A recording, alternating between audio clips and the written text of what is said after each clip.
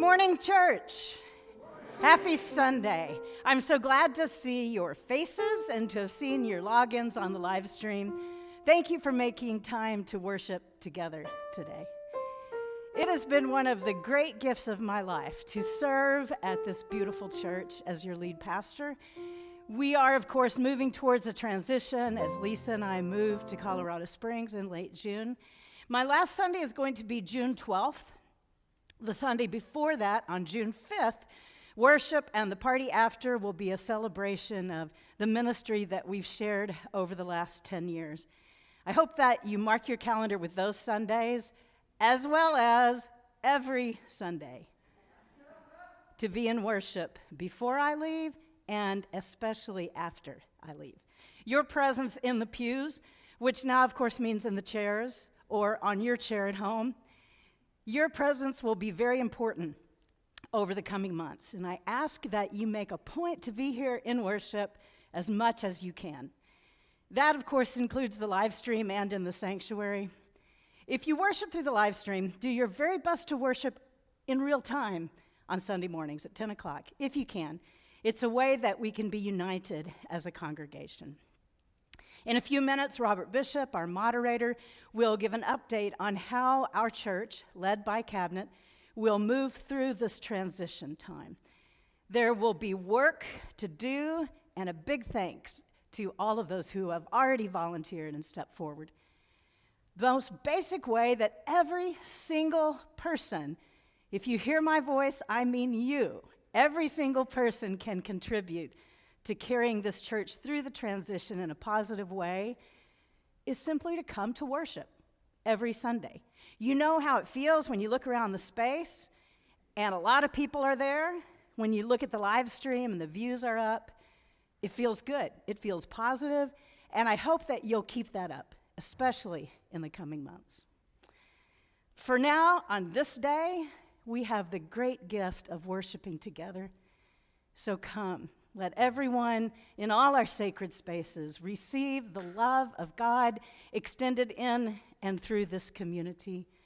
No matter who you are or where you are on life's journey, you are welcome here.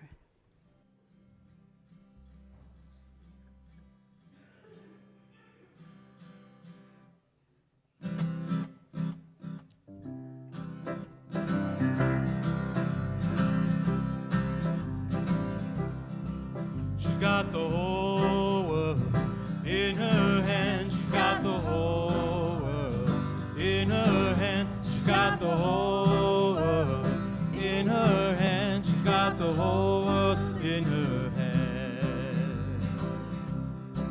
She's got the sun and the rain in her hand. She's got the moon and the stars in her hand. She's got the rivers and the mountains in her hand. She's got the whole world in her hand.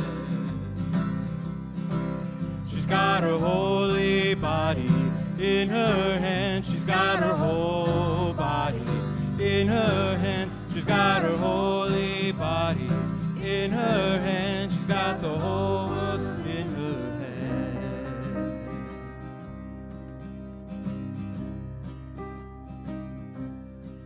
They take freedom and power from her hands.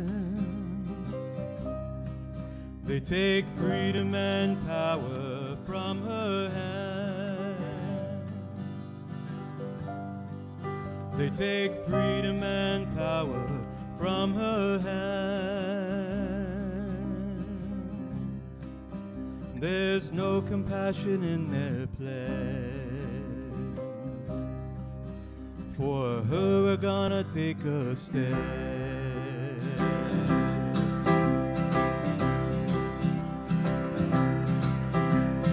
We shall overcome. We shall overcome.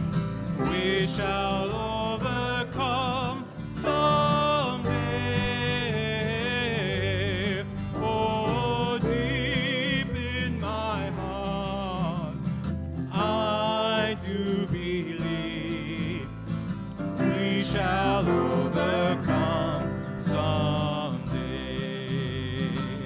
Sing it loud. She is not alone. She is not alone. She is not alone today. Oh, deep in my heart, I do believe she is not alone today. We shall all be free. We shall all be free. We shall all be free someday. Oh, deep in my heart, I do believe we shall all be free someday. We've got the whole world in our hands. We've got the whole world in our hands. We've got the whole world in our hands. We've got the whole world in our hands. One more time. We've got the whole world in our hands. We've got the whole world in our hands. We've got the whole world in our hands. We've got the whole world in our hands. Let the church say, amen.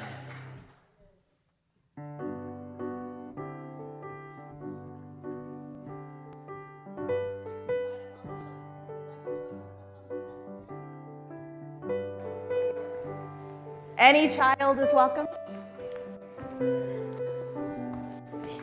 Sit right over next to me. My goodness. There we go.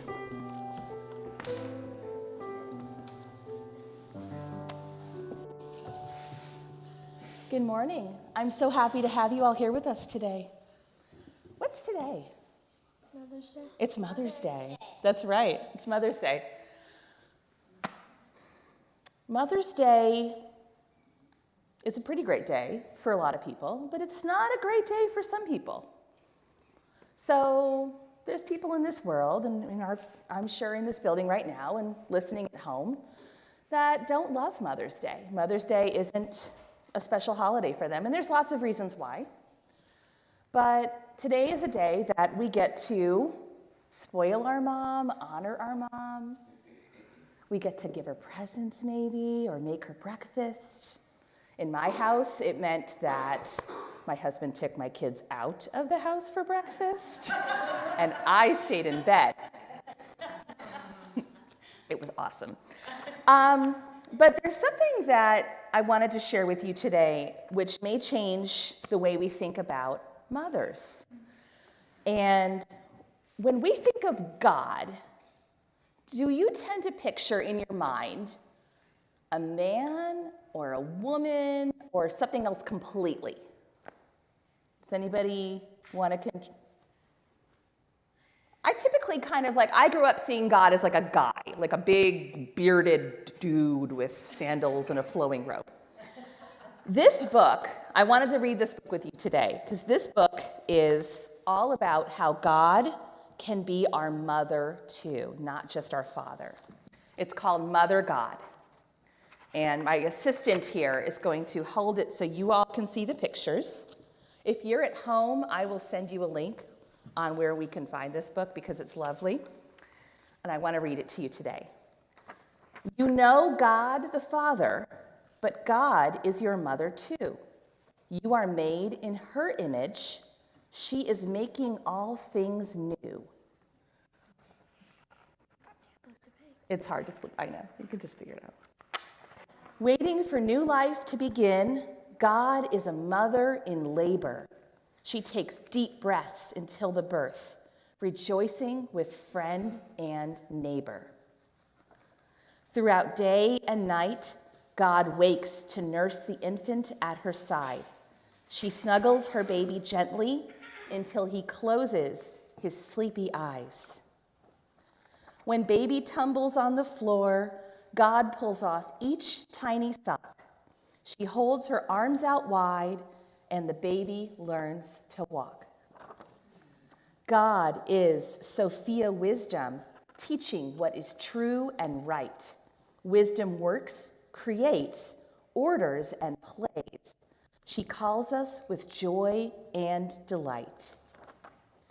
Over the waters of creation, God is the Spirit who hovers. She forms the earth into a bed, and the wide sky it covers. God is a mother hen who gathers chicks under her wings. She plays hide and seek in soft grass, behind trees and quiet springs.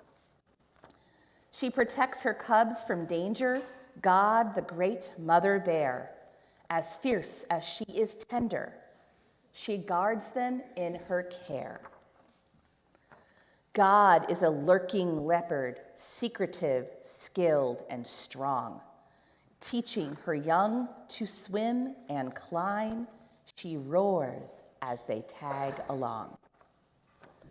With a huge supply of flour, God kneads and bakes good bread. She feeds her entire neighborhood. They feast and all are fed. God is a skilled seamstress who stitches and sews thread together. She makes clothes for rain, snow, and sun, caring for you in all kinds of weather. Granny, Baba, Halmeoni, God is a woman with gray hair. She passes down stories of old, rocking softly in a chair.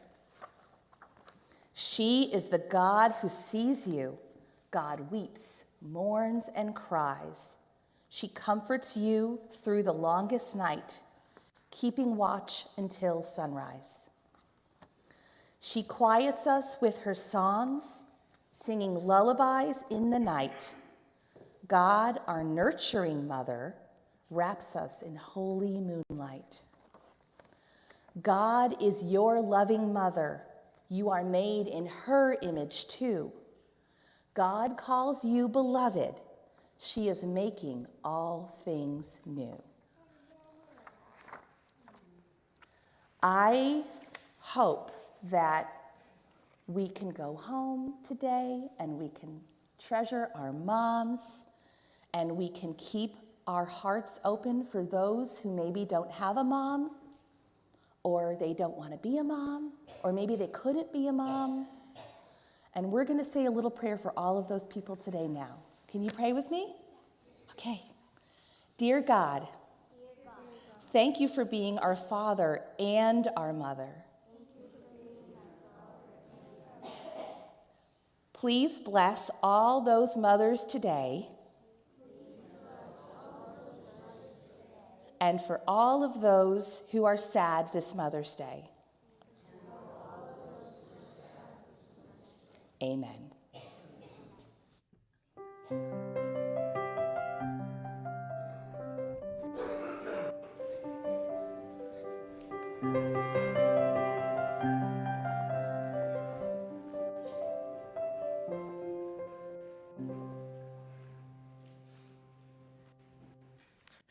Good morning. My job this morning is to make the complicated work of pastoral transition interesting. So we'll see. We put an update in the comma this week about the steps that we are currently taking to address our current staff vacancies. And I want to highlight a few things this morning. The first is that we've put out a call for volunteers to serve on a search committee for an intentional interim pastor. It's a lot of word soup. So if you're like me and you don't really understand UCC polity, we have a handy reference chart that may be helpful. Now, if you're in the sanctuary, you're probably not going to be able to read all of that. So I'll do my best to summarize it. Essentially, this is a visual reference that'll show us what we already know. We're at the beginning. So the next step after we celebrate Reverend Leanne and she and Lisa depart is to identify an intentional interim pastor. So this will be someone who will walk alongside us as we do the hard work of looking inward, and we identify our gifts and our deficits and our needs. To do that, we need a committee of folks to steer this process, and we need that committee to be separate from the church cabinet and trustees. This will help ensure that the choices that are made will truly be the choices of the church and not just a handful of people. And we are moving quickly on this. There's a balance that we need to strike. We need to be intentional and thoughtful and patient all along through this process. At the same time, there are points where there will be little benefit in dragging our feet, and this is one of those points. So, we have, in faith and hope and expectation, named May 22nd, that's 2 weeks from today, as our date of installation of this search committee. That'll be a big day.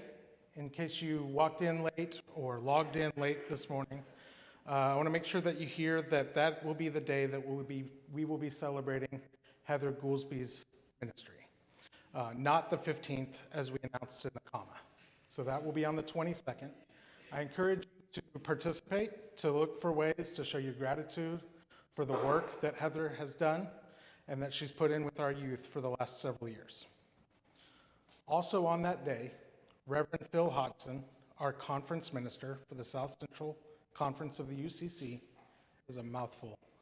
He will be here, and he will meet with our newly commissioned committee and walk with them through their first steps toward identifying that intentional interim pastor. And by the way, I want to say that Reverend Hodgson has already been an invaluable resource for us. He knows us, he knows our church well, and we will not be going through this process blindly. That's something that has encouraged me, and I want you to hear that as well. Thank you to those of you who have already put your hand up and committed to being a part of this process. We truly want your voice and your vision for this church, even if, and actually I want to say especially if, you think you're not that person. If you would like to serve, please get in touch with the church office. Thank you.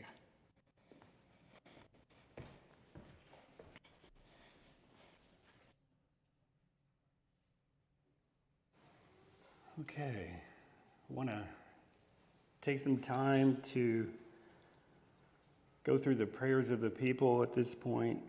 So I would like to invite us all to take a moment to center ourselves for prayer as the light comes down.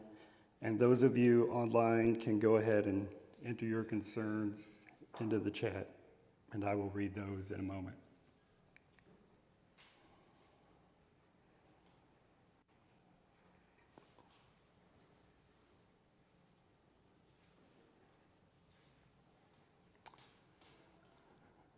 O Holy One, God of beginnings and endings and transitions between,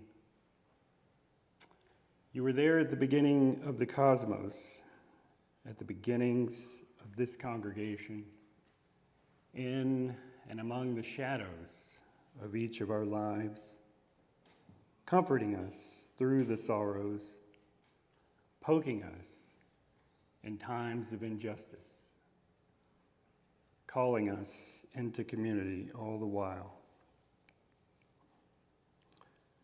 We begin a season of celebration in this community, thankful for our pastor and grateful for Heather's hard work over the years.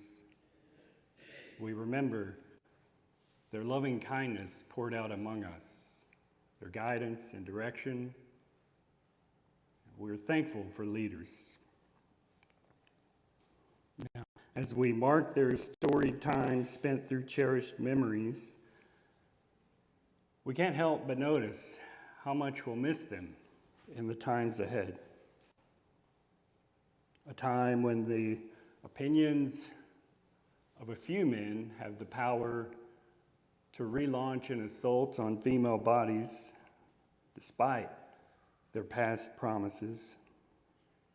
Also, a time of increased voter restrictions and continued harassment of black and brown bodies, and not to mention tyrants that just won't go away. deciding who lives, who leaves, and who dies. Ease our concerns, O God. Perhaps a new birth is on the horizon. Help us respond with critical questions as we begin to think about seeking out others into this space of transition. Speak to us as we discern what roles we can play as individuals in order to seek what's best for this community moving forward. So as we possess through this space of chaos, help us transition into a space of vision and imagination. Help us to stretch our horizon of meeting. Invite us, O God, into the other, a space of curiosity, compassion, and celebration. And let us rediscover our community and gain fresh hope for what lies ahead.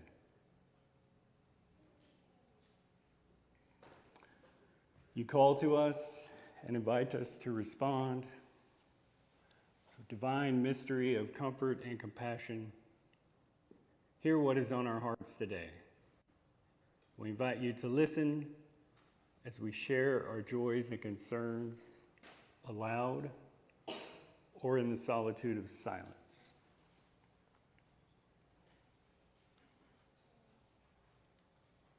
Prayers for my brother Rick, who's struggling with some post-op pain and issues. Prayers for Rick, struggling through post-op pain. Prayers for Pat and Jana, both having surgery tomorrow. Prayers for Pat and Jana, who will be having surgery tomorrow. Prayers for those who just can't get out of pain. Prayers for all those in perpetual pain.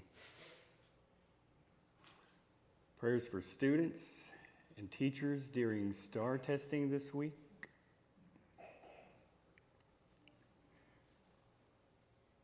Special prayers this day for all Ukrainian mothers as they try to hold their families together. Prayer of gratitude for those mothers who gave up their babies for adoption so that others could be parents. Prayers for all those mothers who gave up their babies for adoption. Prayers for the Kairos retreat next weekend at Mountain View Prison in Gatesville. Prayers for Kairos retreat at the prison in Gatesville.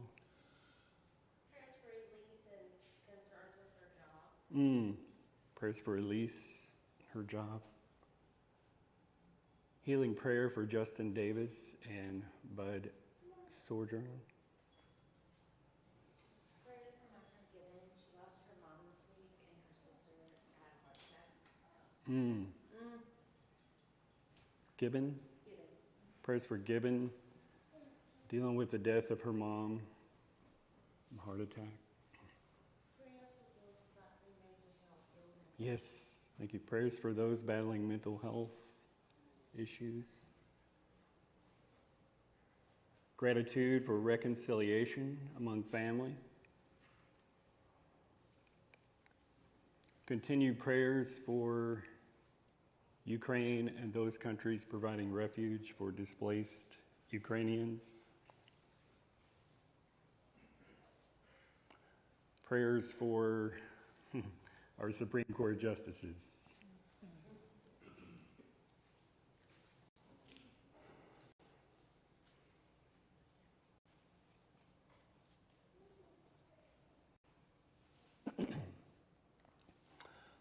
O Holy One, open our hearts to the power of life moving around us and between us and within us. Let us be a community that is transformed by justice and compassion and in the healing of all that seems to be broken. Give us comfort, give us peace, and calm our eternal restlessness. Amen.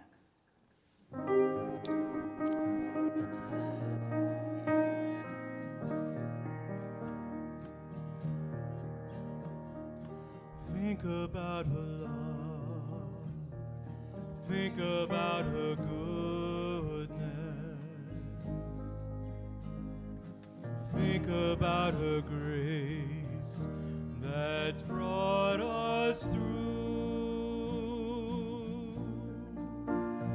For as high as the heavens above, so great is the measure of our mother's love. Great is the measure of our mother's love. Think about her love. Think about her goodness. Think about her grace that's brought us through. For as high as the heavens above, so great is the measure of our mother's love.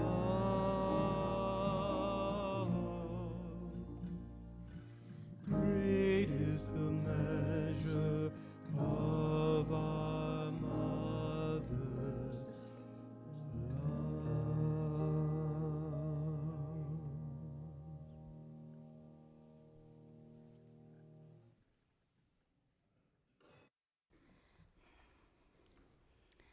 Today's text is about, just a minute, technical difficulties. Today's text is about resurrection. No, not Jesus. Somebody else who was resurrected in the New Testament, a woman. Like the stories of Jesus' resurrection, we're about to read a story that is rich in metaphor. We're going to read about a woman named Tabitha, whose story is recorded in the book of Acts, chapter 9, beginning in verse 36. Mike will be reading from the Inclusive Bible.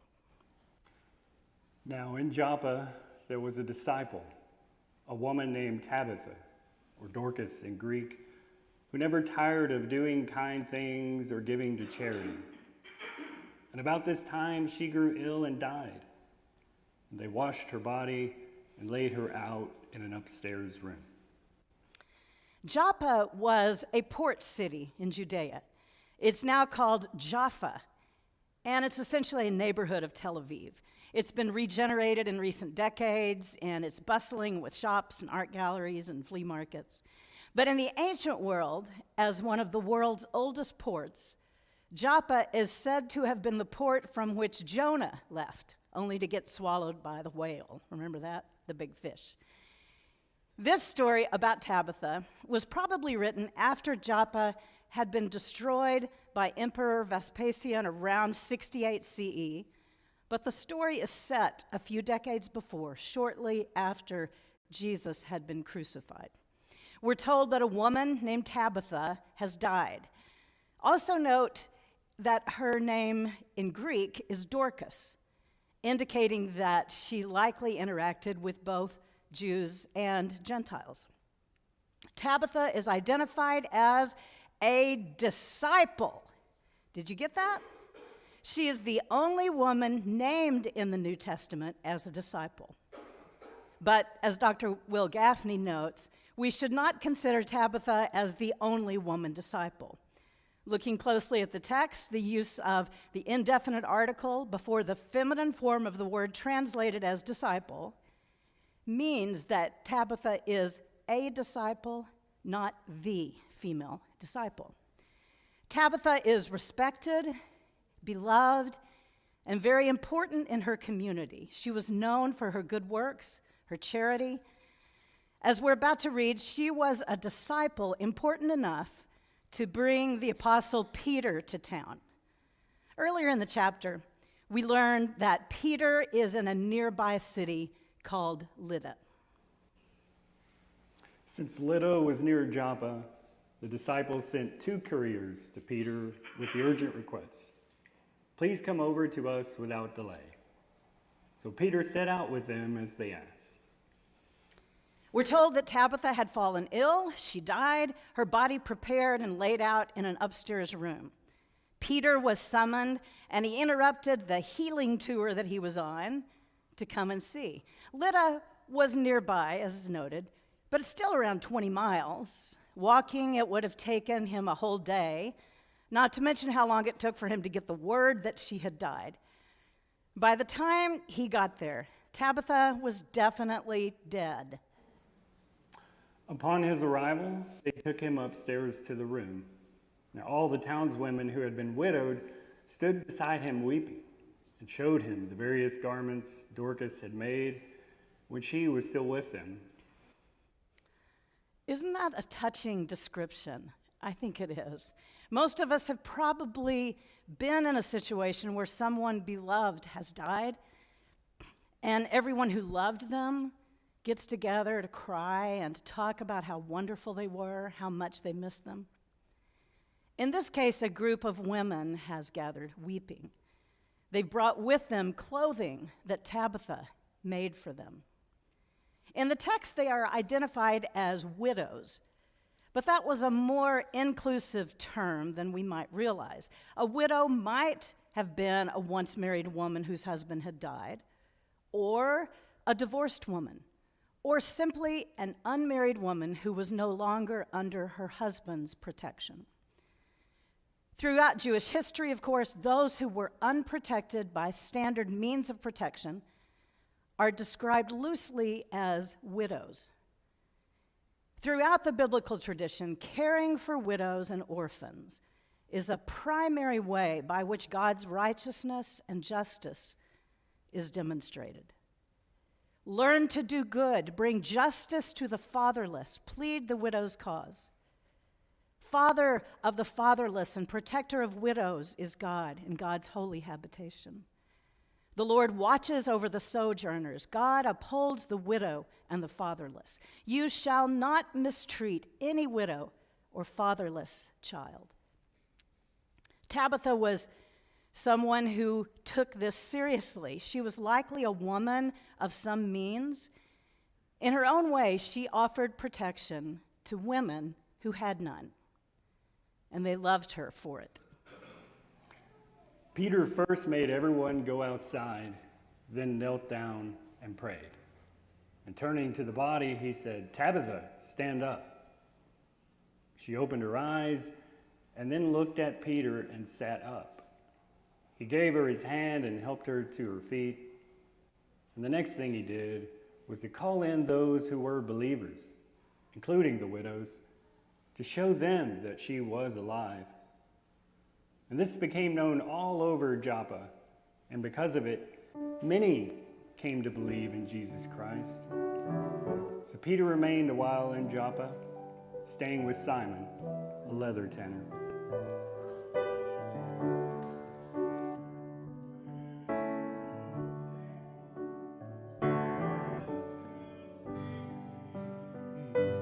You're still speaking, gracious God, for the sake of the world you are seeking.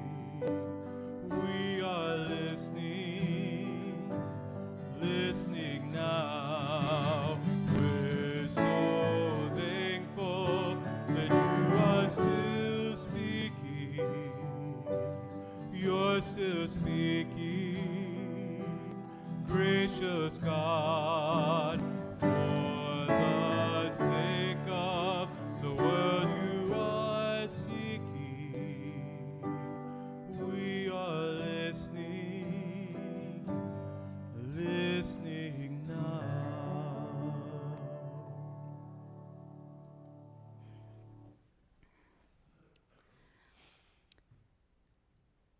Y'all know Marie Kondo, right? The Japanese tidying up guru on Netflix.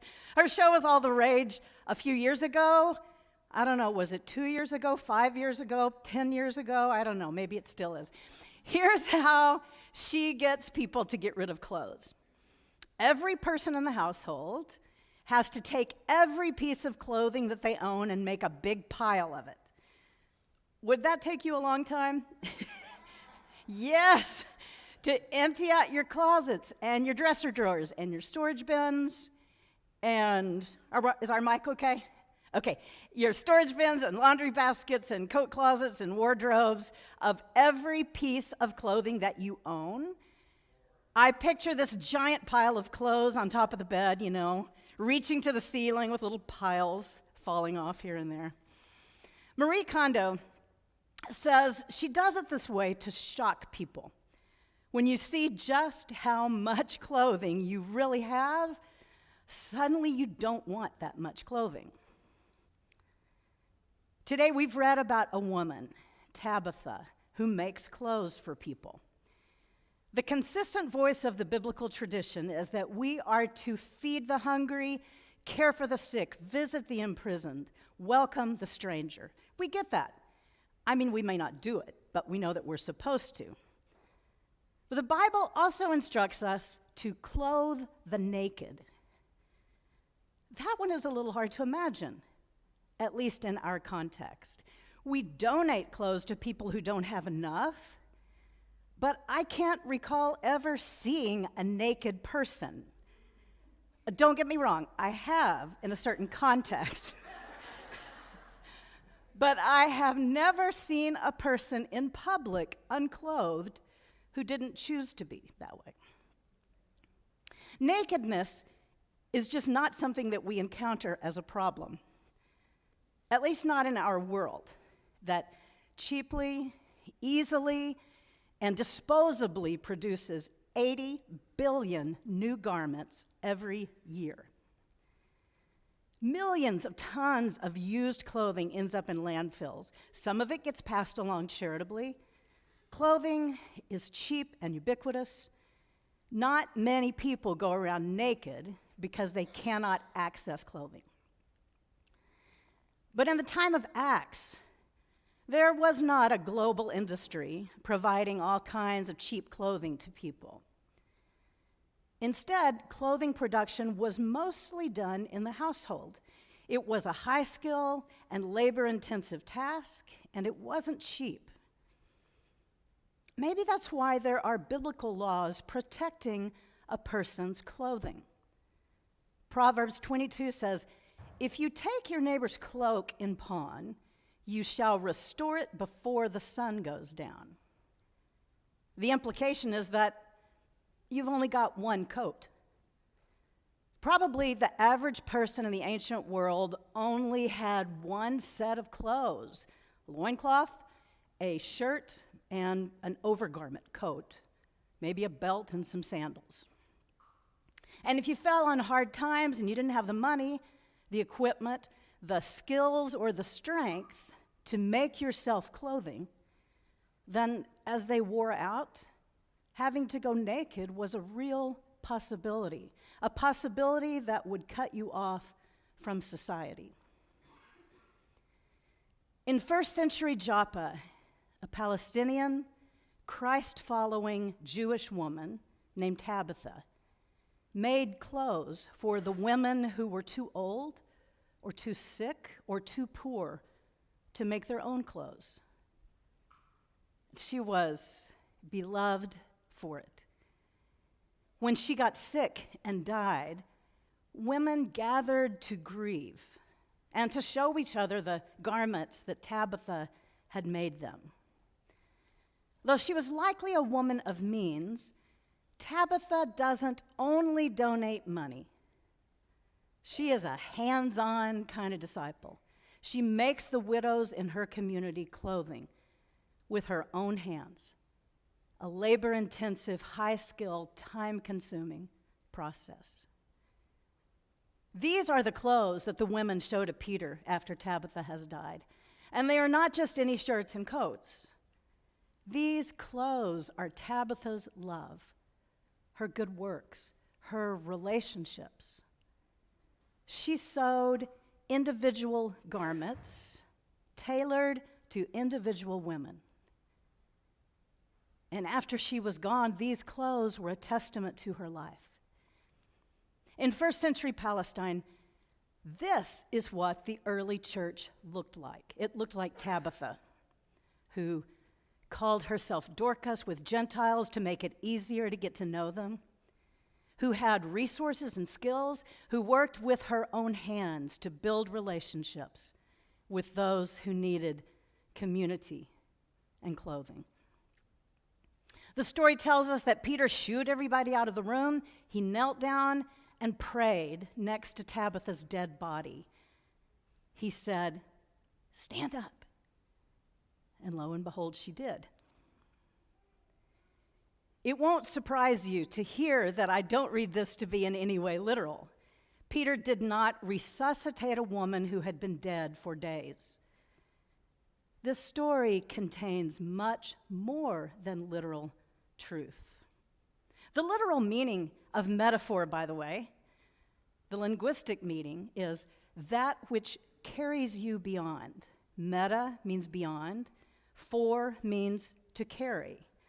This is a story that might carry us beyond factuality.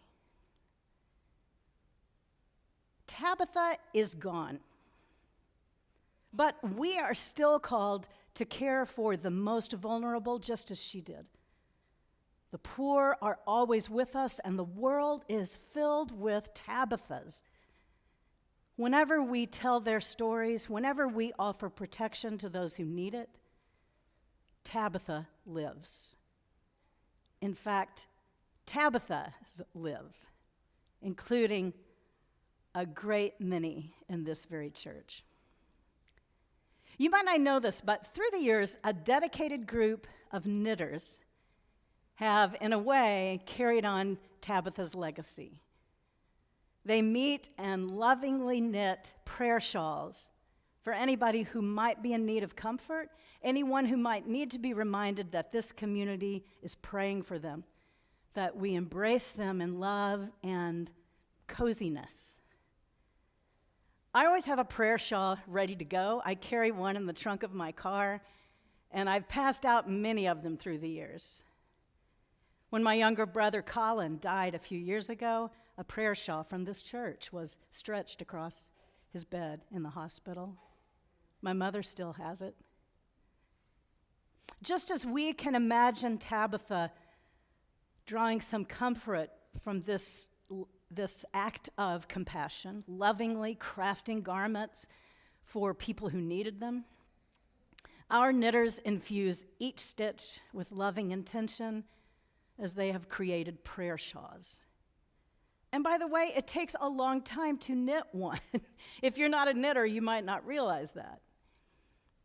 But while everyone appreciates the gift of a prayer shawl, not everyone uses them. Some people don't wear shawls, or it's 1 billion degrees outside, and a hot blanket is not the most comforting thing. Our prayer shawl group thought of that. They are smart. They decided to make pocket prayer shawls. This one is in the colors of Ukraine, of course, and has a little sunflower in the middle of it. After all, it's the 21st century, not the first century. The shawls are not created as practical items of clothing. A pocket prayer shawl is still infused with loving intention to provide care and comfort to whoever receives them. A pocket prayer shawl is small enough to be tucked in a pocket or a purse. We've taken them to the hospital or sometimes been taken to a chemo appointment. It's just a gentle reminder of the care of this community. And guess what? Recently, Linda came across a stash of pocket prayer shawls. We have about 50 of them. They were mostly created by folks who were no longer with us. Some of you remember their names. Today, we want to spread their love and our love. In the tradition of Tabitha, who cared for her community, we want to care for ours. We don't have enough for every single person, but we for sure have enough for every family. We don't want you to hesitate from taking one for yourself. If you're worshiping on the live stream, you get first dibs. Drop a comment right now, and we will see that you get one delivered to you. The rest of them we offer to folks who are in the sanctuary. They'll be at the back. Please pick one up on your way out. Do you remember last week in the kids' time when the kids were wrapped up in blankets as a reminder of God's love? My prayer is that every one of us feel the love and embrace of this church, either through a pocket prayer shawl or in any one of numerous other ways. Amen.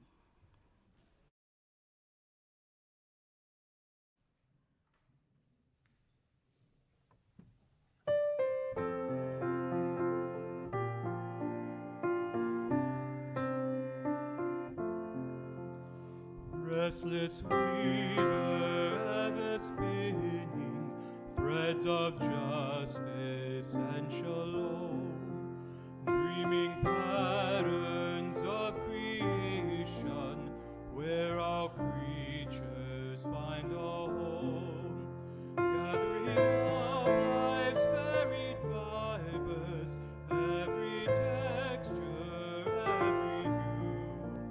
Grant us your creative vision, with us weave your world anew.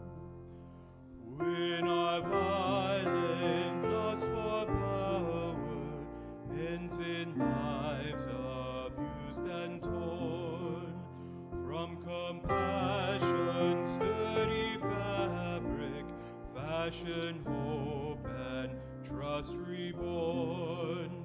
Where injustice rules as tyrant, give us courage, God, to dare live our dreams of transformation, make our lives incarnate prayer. Restless weaver, still conceiving new life now and yet to be, biding all your vast creation in one living tapestry. You have called us to be weavers, let your love guide all we do. With your reign of peace our pattern, we will weave your world anew. Thank you for participating in worship today on the live stream and here in person. Thanks to all the musicians and all the contributors. Now we go forth to love and to serve all that God has made, to serve each other, to serve all of creation. In the name of our God, who is our Creator and our Redeemer and our Sustainer, go blessed. Amen.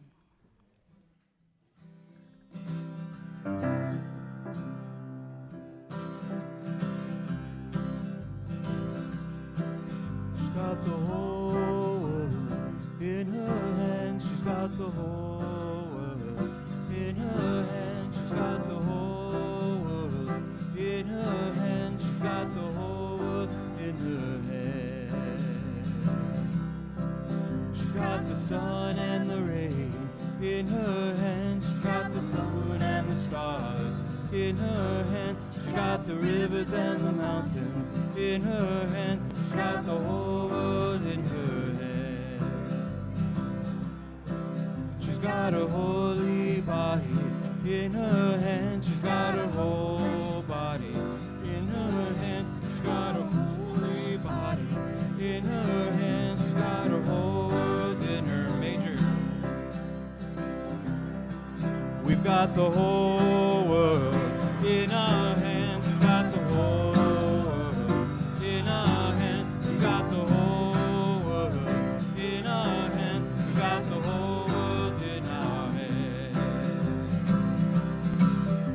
got the whole world in her hand. She's got the whole world in her hand. She's got the whole world in her hand. She's got the whole world in her hand.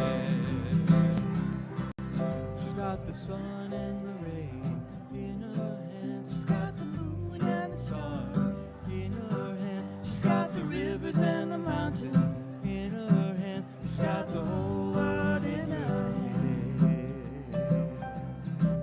She's got the holy body in her hand. She's got a whole body in her hand. She's got a holy body in her hand. She's got a whole. Going to minor.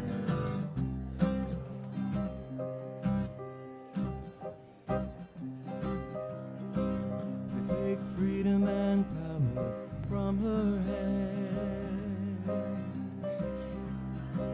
They take freedom and power from her hand.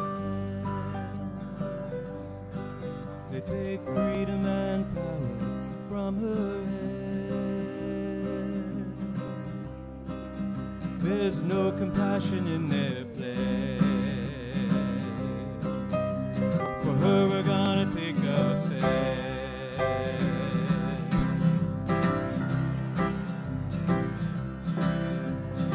We shall overcome.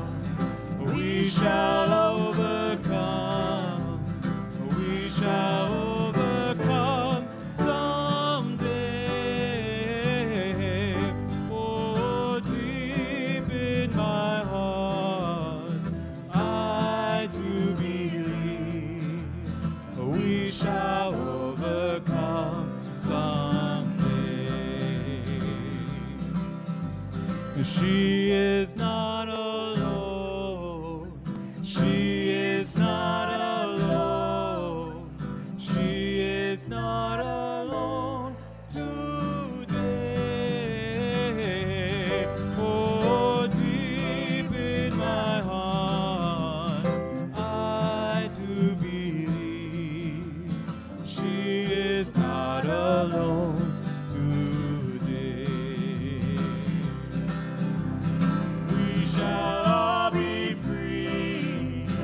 We shall all be free. We shall all be free someday.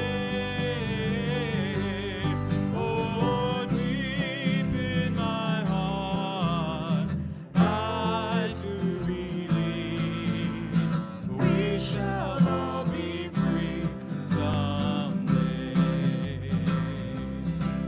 We've got the whole world in our hands. We've got the whole wide world in our hands. We've got the whole world in our hands. We've got the whole world in our hands. We've got the whole world in our hands. We got the whole world in our hands. We got the whole world in our hands. We got the whole